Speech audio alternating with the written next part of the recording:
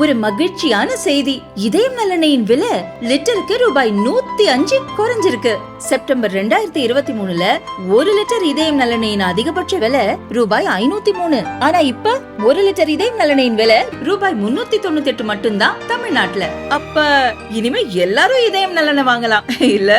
பாகிஸ்தான் துணையோடு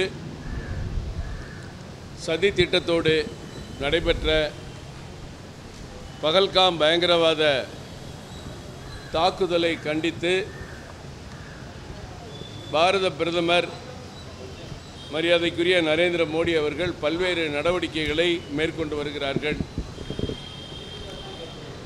சிந்து நதி ஒப்பந்தம் ரத்து, ஏற்றுமதி இறக்குமதி ரத்து, இன்றைக்கு தபால் கூட வரக்கூடாது. பாகிஸ்தானில் இருந்து கொரியரோ தபால் கூட இந்தியாவுக்கு வரக்கூடாது, இந்தியாவிலிருந்து அனுப்ப முடியாது. சட்டத்துக்கு புறம்பாக தங்கியிருப்பவர்களை வெளியேற்றுவது, சாதாரண விசாக்களை ரத்து செய்து அவர்களை பாகிஸ்தானுக்குள் அனுப்புவது, மீண்டும் அனுப்புவது, தூதரக அலுவலர்களில் எண்ணிக்கையில் கட்டுப்பாடு, தொடர்பு குறைவு, வெளிநாட்டு தலைவர்களோடு பகல்காம் பிரச்சனைகளை எடுத்து கலந்து ஆலோசித்து அவர்களுடைய ஆதரவை திரட்டுவது, முப்படை தளபதிகளை சந்திப்பது, எதிர்க்கட்சி தலைவர்களை சந்திப்பது போன்ற தொடர் நடவடிக்கையின் இடையே நாளை போர் பதட்ட ஒத்திகை நிகழ்ச்சிகள் கூட நடைபெற இருக்கிறது. இதற்கிடையே மத்திய உள்துறை அமைச்சகம் ஒரு சுற்றறிக்கை அனுப்பியிருக்கிறது இந்தியா முழுவதும். அந்த சுற்றறிக்கையை சுட்டிக்காட்டி நேற்றைக்கு எங்களுடைய மாநில தலைவர் திரு நயினார் நாகேந்திரன் அவர்கள் தலைமையில் நடைபெற்ற பிரம்மாண்ட ஆர்ப்பாட்டத்திற்கு பிறகு அவர் தெரிவித்தபடி, வழிகாட்டியபடி மாவட்ட ஆளுநருக்கு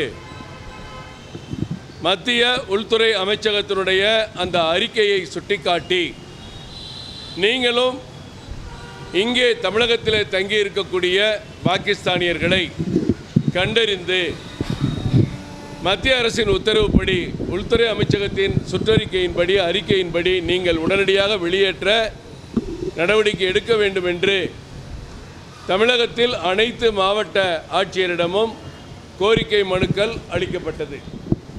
அதேபோன்று சென்னையில் மாவட்ட ஆட்சியரிடமும் இந்த மனு அளிக்கப்பட்டது. மனுவை பெற்றுக்கொண்ட அவர்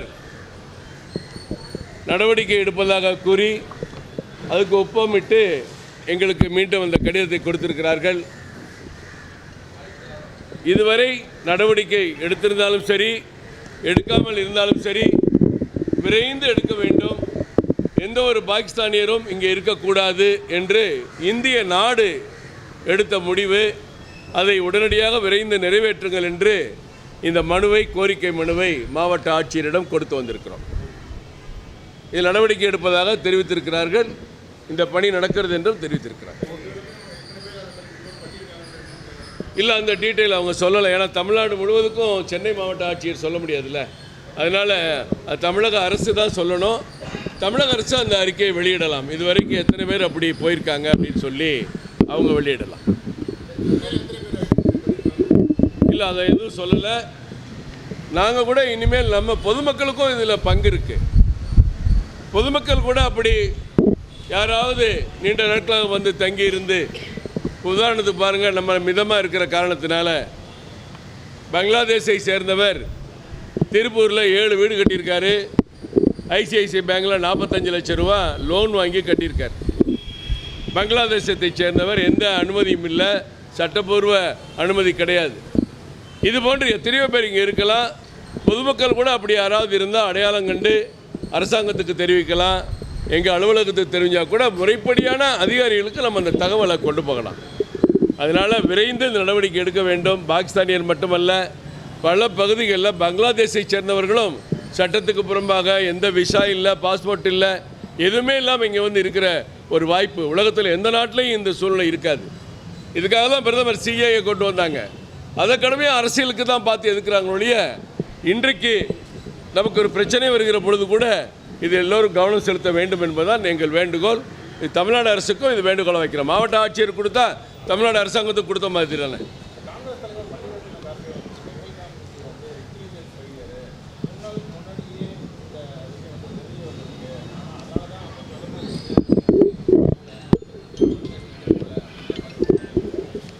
சார், மல்லிகார்ஜுன கார்கே ஒரு காங்கிரஸ் கட்சி தலைவர். காங்கிரஸ் கட்சியின் ஒரு நிர்வாக சீர்கேடால் எத்தனை உயிர்களை இந்தியா பலி கொடுத்திருக்கிறது என்பது நமக்கு தெரியும். இதே காஷ்மீரிலே 58,000 பேர் கொல்லப்பட்டிருக்கிறார்கள். நமது இராணுவ வீரர்களும் சரி, பொதுமக்களும் சரி, 58,000 பேர் கொல்லப்பட்டதற்கு காங்கிரஸ் தான் காரணம். அந்த காங்கிரஸ் தலைவர் பாரத பிரதமரை குறை சொல்வது அரசியல் காரணத்திற்காக சொல்கிறார். மும்பை தாக்குதலிலிருந்து, வரிசையாக உரி தாக்குதலிலிருந்து நாம் 21 தாக்குதல் நடந்திருக்கிறது காங்கிரஸ் கட்சியினுடைய ஆட்சியில். அவங்க என்ன செஞ்சாங்க? ஐநா சபைக்கு லெட்டர் எழுதினாங்க. ஆனால் இன்றைக்கி எத்தகைய நடவடிக்கை, ஒவ்வொரு மாவட்டத்தில் வரைக்கும் இன்றைக்கி நடவடிக்கை எடுத்துகிட்டு இருக்கோம். பாகிஸ்தான் திணறி போயிருக்கு. சிந்து நதியை உடைப்பாங்கிறாங்க, உடைச்சு பார்க்கட்டுங்கிறார் பிரதமர். உலக நாடு ரஷ்ய அதிபர் உட்பட, அமெரிக்கா உட்பட இந்தியா பக்கம் நிற்பாங்கிறாங்க. இதெல்லாம் காங்கிரஸ் கட்சி பண்ணிச்சா? மும்பை தாக்குதலுக்கு பிறகு ஒரு ஐநா சபைக்கு கடிதம் எழுதினாங்க, இப்படிலாம் பண்ணக்கூடாது, நாங்களாம் ரொம்ப பாவம்னு. அப்படித்தான் இந்த மக்களை கோழையாக்கி வச்சுருந்தாங்க இந்த காங்கிரஸ் கட்சி. சவுதி அரேபியா மன்னரோடு அவர் பயணத்தில் இருந்தார் பிரதமர், தெரியாத அவருக்கு? அதனால தான் காஷ்மீர் போகலன்னு இங்கே பங்களாவில் இருந்தாரா? சவுதி அரேபியா சுற்றுப்பயணத்தை ரத்து பண்ணிட்டு தான் பிரதமர் இந்தியாவுக்கு வந்தார். அடுத்த அரை மணி நேரத்தில் அமித்ஷா அங்கே ஹெலிகாப்டரில் புறப்பட்டு போனாங்க. காங்கிரஸ் கட்சிக்கு அதெல்லாம் தெரியாது சார். அவங்க கோழைகளாகவே ஆட்சி நடத்துகிற கட்சி. இன்றைக்கி வீரம் செறிந்த கட்சியாக இன்றைக்கு பாஜக ஆட்சி நடக்கிறது என்பது கார்கேக்கு தெரிந்தாலும் அரசியல் ரீதியாக இது போன்று பேசுவது வழக்கம்தான். அவர் பேசுகிறது தவறுன்னு அவருக்கே தெரியும்.